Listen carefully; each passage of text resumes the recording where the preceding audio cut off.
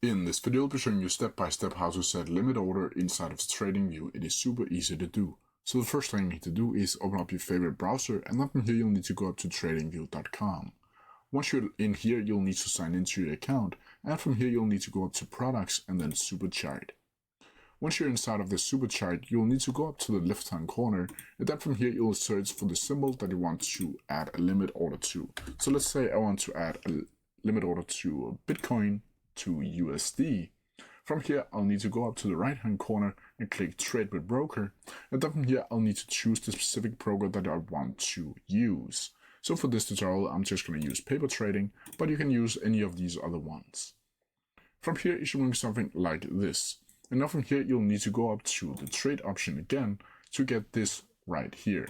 From here, you'll need to change from market to a limit and from sell to buy if you have just previously made a short order. From here, you'll need to choose the price. You'll need to change how many units you would like to purchase. You can add exits like take profit and stop loss right here. You can also add new levels if you want to do that. And down here, you'll see the extra settings like time in force, where you can change from day, week, month, or a custom date. From here, once you've done all that, you'll simply need to click buy, like so, and as you can see, limit order executed on Bitcoin. And as you can see, it is also visible over here under positions. But that's how you do it. If you have any questions about it, please leave them down in the comment section below, and I'll try my best to answer them as quickly as possible. See ya!